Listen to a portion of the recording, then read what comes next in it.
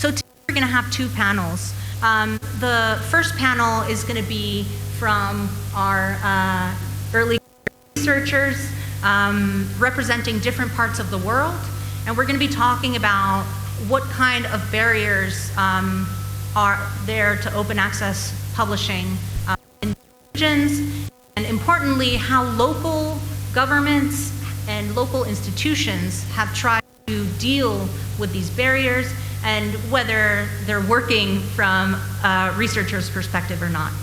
We're going to have a break, and after this, we're going to have a second panel where we're very pleased to welcome the Global Ambassador for eLife, the Editor-in-Chief of Springer Nature, and the Editor-in-Chief of Plus One. And they're going to talk about their approaches to open access and open science.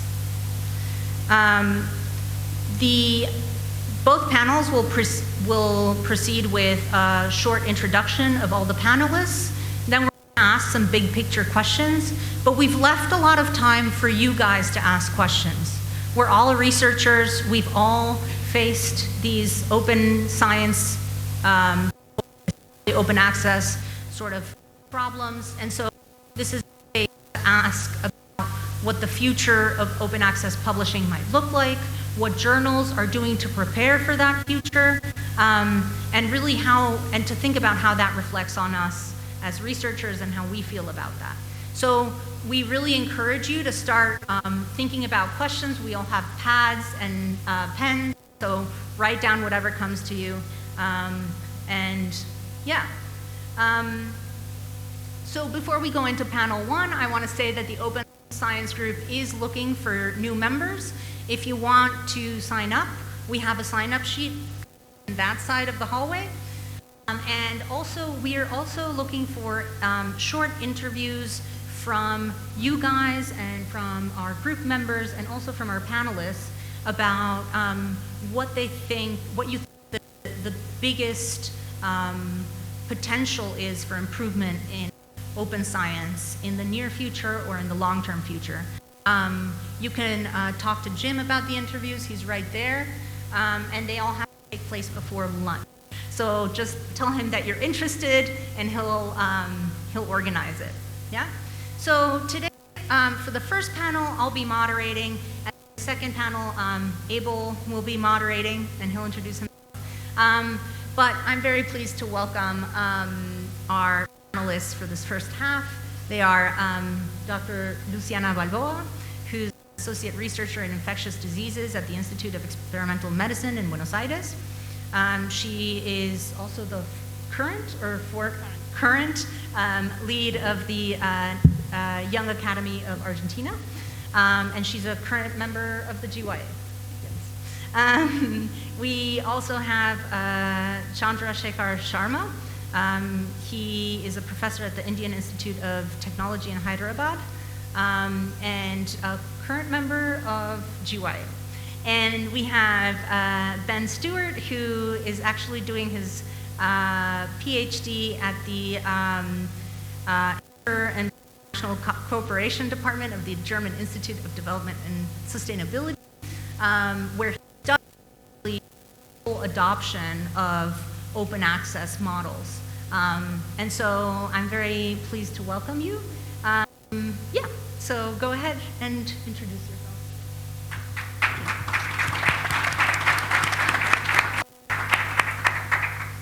Well, hello everybody. Thank you. It's a pleasure for me to be here. Thank you for that opportunity.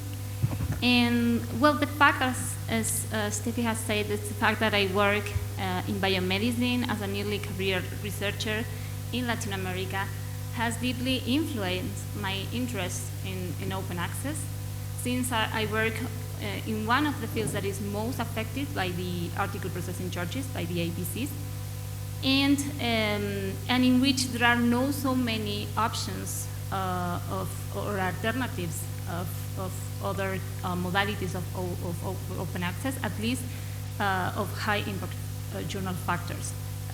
So I have also to say that my first approach to controversial debates on open access began in 2020 when I was immersed in a search for scientific journals in which to publish 2 original articles. And that search, which should have been guided by academic parameters, was in fact completely conditioned by the cost I could afford for the APCs, for the article processing charges. And I soon realized that that was commonplace for Argentine researchers, and beyond that for Latin American researchers, and even beyond that for early career researchers worldwide. We were all using the APC as a main search argument for choosing journals, even above the scientific quality of the article in question. So from the Argentinian Young Academy, so we prepared a document that we presented to our national authorities of science and technology, in which we show that the payment of APC represents from 35 to more than 100, in fact 130% of the average national research budget per grant, which is of course insane. And after that, we decided to elaborate a much more general document with the contribution of GYA members and also of TIAM members, in which we tried to highlight the impact of APCs, of article processing charges, in developing countries, and the need for a multilateral solution for it. And in fact, is the statement that is shown right now. And this statement was really very well received by the community, and particularly by other national young academies. So, well, basically, I think this is where I come from and from which perspective I'm speaking today.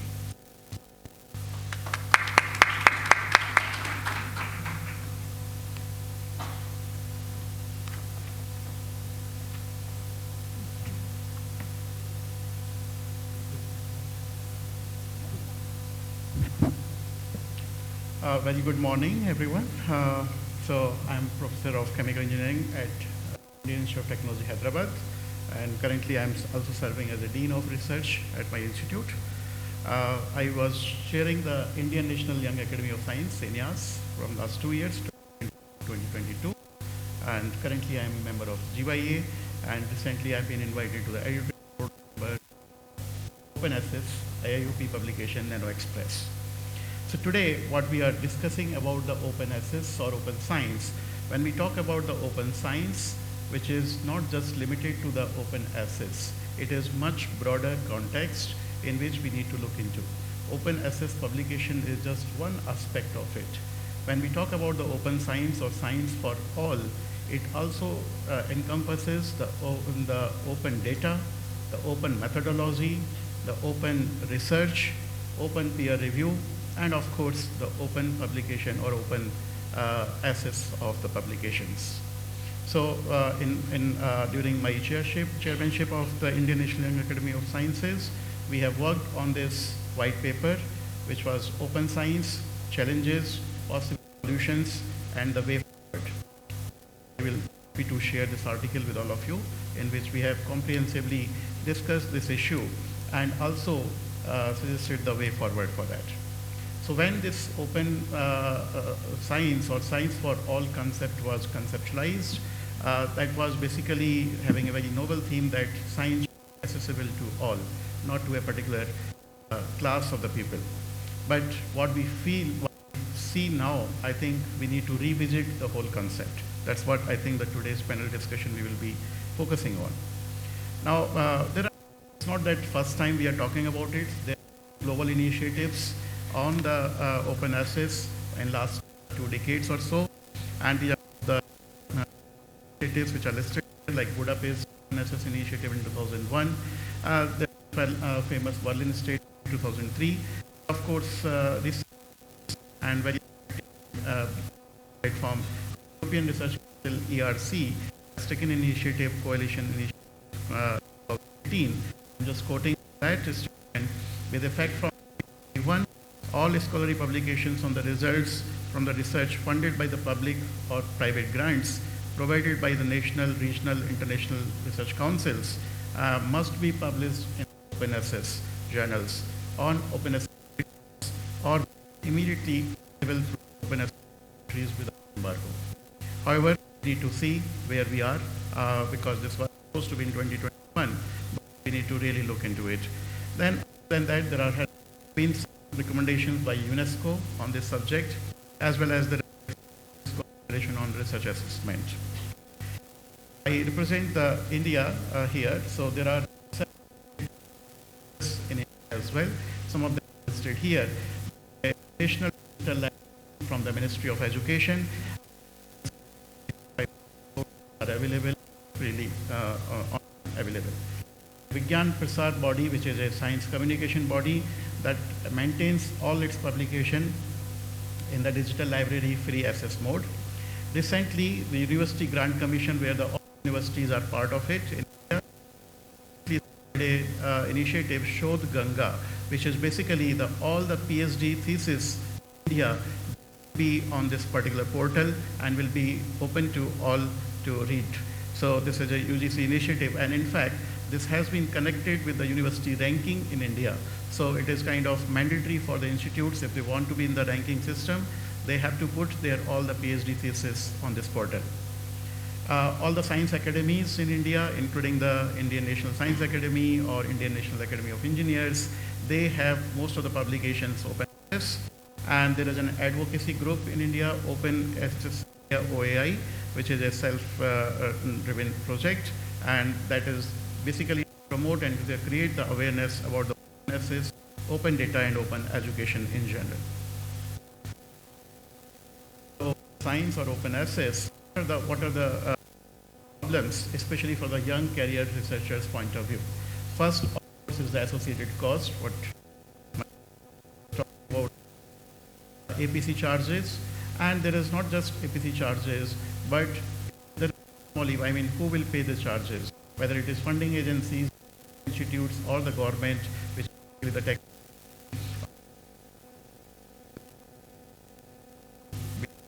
Discuss. Then the quality issue comes because there is a very,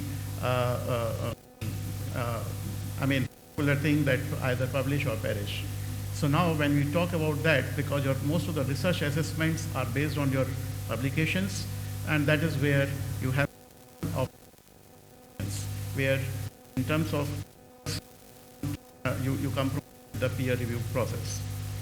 And third, public equity, provide the and we talk about and we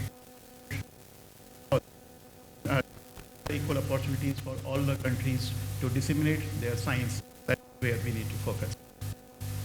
So the way forward, this committee is that we need concentrated global effort.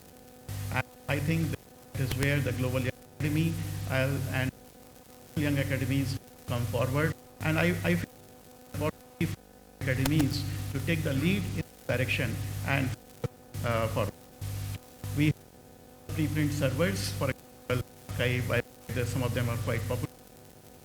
We need to promote developing the funding mechanism when from the publishing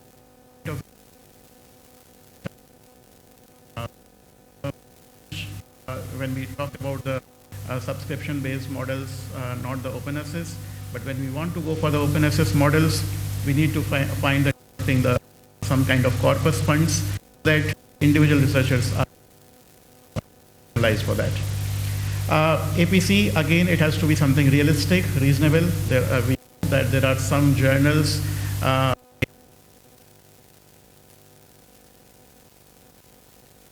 think cannot be justified in any way.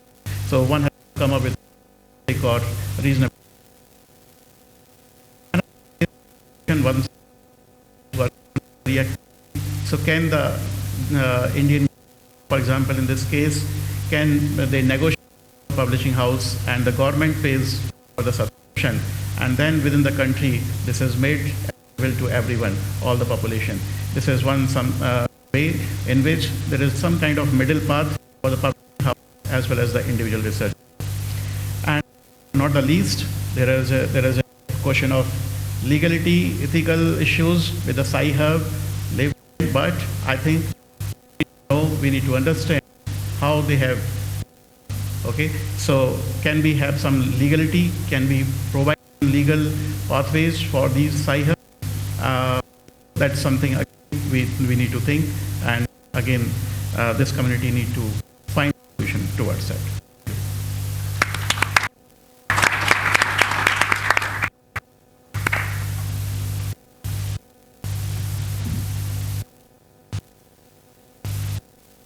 Okay, everyone here? All right, excellent. Okay, so first, thank you, Steph, for organizing this session and for the invitation. It's been a delight to spend the last few days with you here at the Global Young Academy. I am a member, so I'm an external guest, and so for that, I am extra grateful. It is also nice to come in at this point on the third day of content, because now I have spoken to probably at least half of you individually, and have already heard about this topic. So I really hope to get deeper into the discussion. My name is work at the German Institute of Development and as a member of the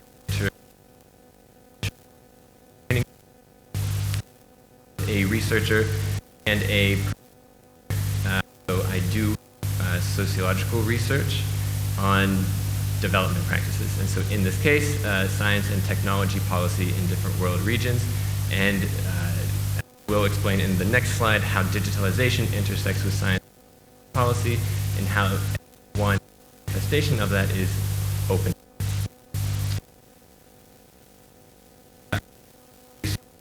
Exchange project that is EU funded. This is 10 partners, both inside of element of EU funded the research that signed on in 2020 program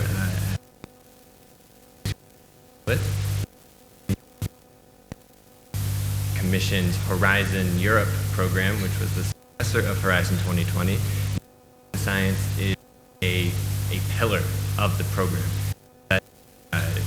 So that the research conducted in the Horizon program is not only open access, but they try to implement and enforce as many of the open science policies as possible. Open data sets, open source software, and the list goes on.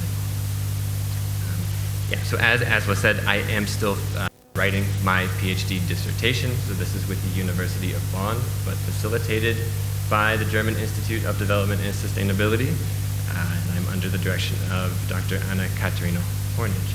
And I am especially interested to be here after learning that so many of the GYA members and organizing staff come from a natural sciences background. And so then coming from a social sciences background, there are similar needs, and then there are also different needs when it comes to open science, open access, and open data. So one last note is that as a researcher and also project manager, I am also a trainer. So IDOS is the institute, and we have our own academies, right? We have the Managing Global Governance Academy, which works with emerging economies, and we bring partners from these emerging economies to IDOS for 4 months of a laboratory training on topics of global governance, sustainable development, including open science. And then we do the same for what is called the African German Leadership Academy, where we bring select African nation partners to Bonn for 4 months. We facilitate this training and also introduce them to political institutions in Berlin and then also in Brussels at the EU level. Okay. So why I am here is because of my particular research, whereas many people interact with open science because they are scientists, and so it is something that we have to engage with regardless of our field. For myself, this is my main focus. So it's a sociological study of the intersection discourses of digitalization with open science. And so digitalization and our digital technologies have created this kind of time-space distanciation, as Anthony Giddens would put it, where distance is no longer a barrier. We can communicate instantaneously, and also the costs of these technologies and having access to instant communication and instant knowledge sharing, these costs are very reduced. Right? So that has a transformative effect on all of our industries. Of course, our social industries in the public sphere, we all know how social media rose and came to be and helped us connect more and share more formal knowledge. Well, in the same way, digital technologies have now transformed the scientific industry, where we can now share our scientific knowledge more broadly, more quickly than ever before, with more diverse target groups and also diverse stakeholders. And it has also changed the way that we conduct our research. We no longer have to carry around encyclopedias and move from library to library. We have all of the world's knowledge at our fingertips. And so then that has created many opportunities for doing really good advanced science. It has also created confusion, hierarchies, and of course the systems that then try to implement barriers to accessing that knowledge that could be freely available online. So particular research is studying different world regions. So I have different cases of scientific ecosystems in Indonesia. These are the institutes from which I launch myself into the scientific ecosystems to conduct the studies. And so whereas I go in talking about open science broadly, what does open science look like here? Right? What are the policies, the policy recommendations at the global level? What are the national policies for the different elements of open science at the national and institutional levels? And then, so these are wished for realities. And so then what lived realities, the lived experience of researchers, research institutes, universities, citizen science organizations on the ground in these communities. And then by that learning, I discover then, okay, so what are the most pressing issues? What do people understand by open science? Is there even a vocabulary for it?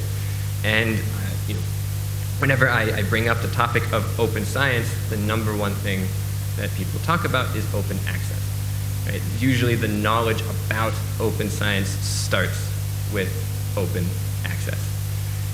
So then in that context, I can speak today to the open access policies and situation in a limited scope in these particular cases, and then also in the German and European context.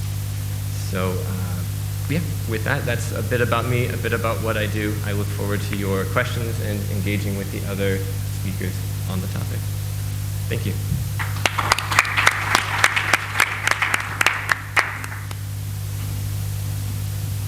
Okay, so, hello? Okay. Yeah, so we can start maybe going around with sort of what the burdens in your regions are. I think you started getting Luciana, but maybe we can go around what the main burden for open access is right now. So where does the money come from when a scientist in your region wants to publish open access? Are there trade-offs that they make? I think this is a starting point.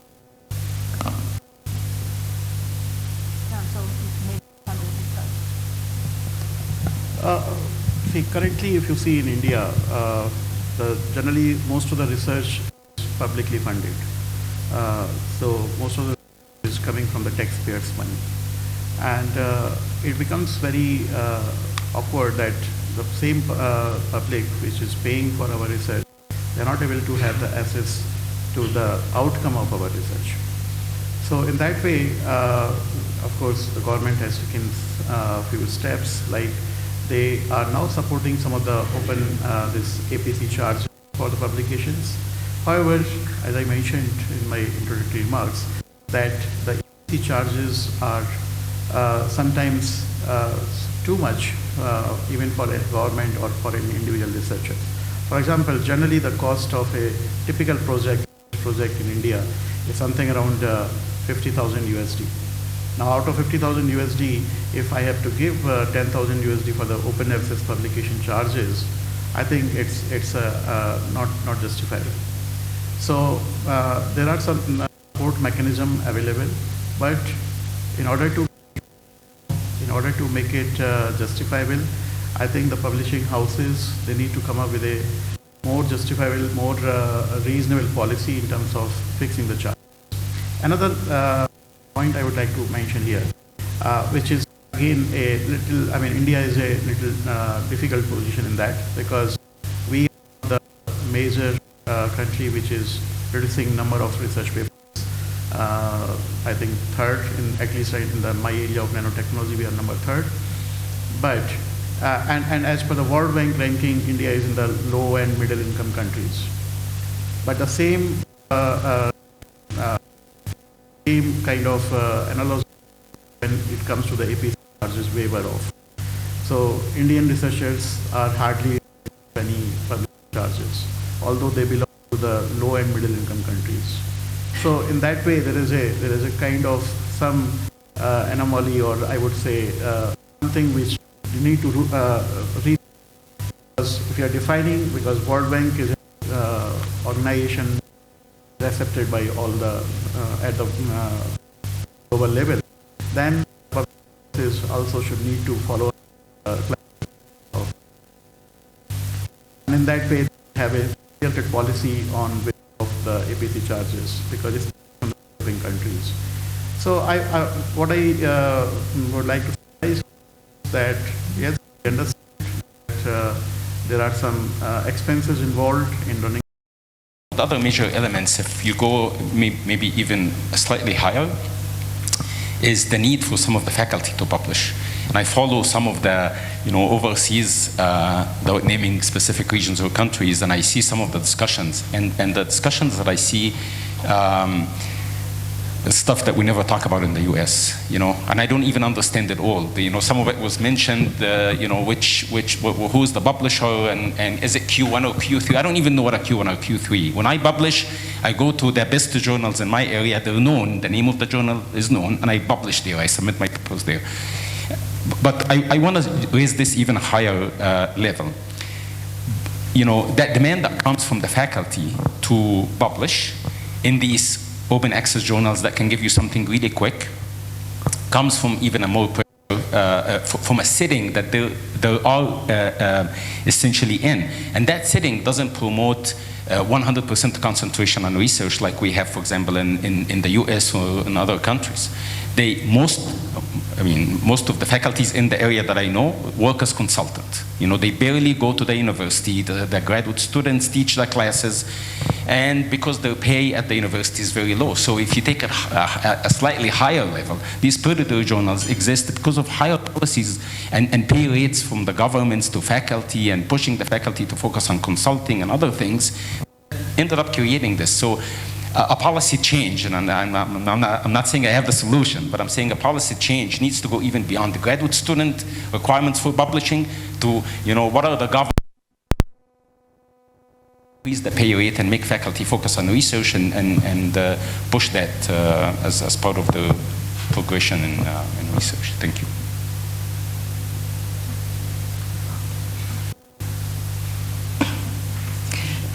Okay, thank you. So I have a comment and then a fairly specific question.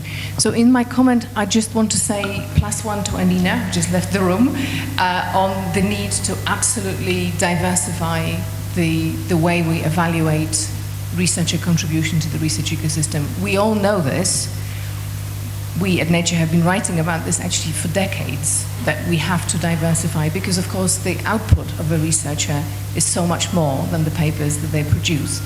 And I think we'll be talking about it in the second section again. And my specific question actually is to the panel, but also to everyone in the room. ChatGPT was mentioned a couple of times, and often it's mentioned in a very positive light, and we're here talking about open science. Now, ChatGPT was created by an organization, a company called OpenAI, which is everything but open. It's a completely black box.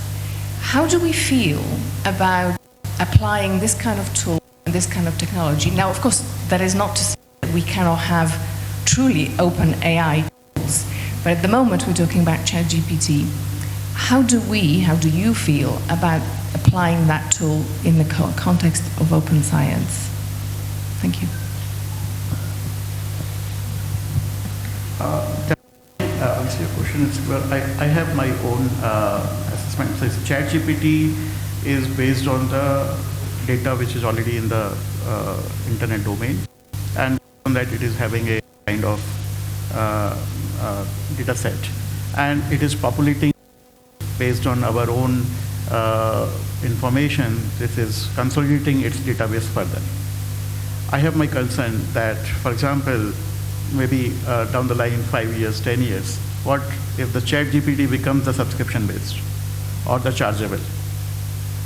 Right now they are evolving, that's why it is free. So I think we need to be careful about these tools, especially when it is having a kind of monopoly of a particular company, that we should not be too much of dependent on them for the future. But yeah, when you come to your question about the use of this, as of now it seems all fine because you have the all accessibility of the information what you're looking for.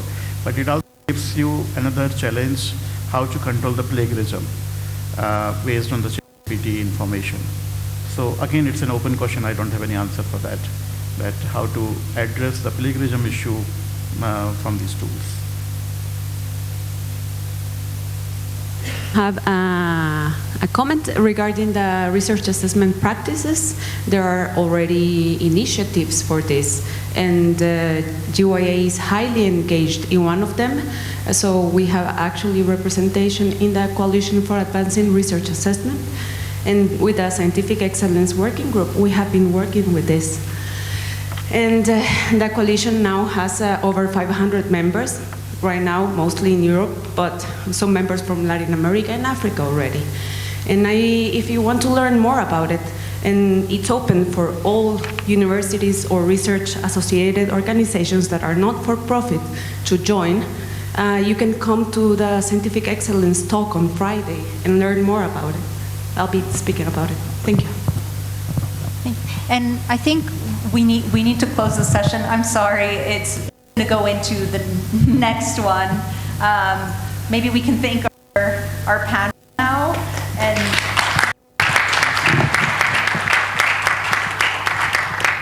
we'll have our next panel in 5 minutes. Yeah, so thank you once again.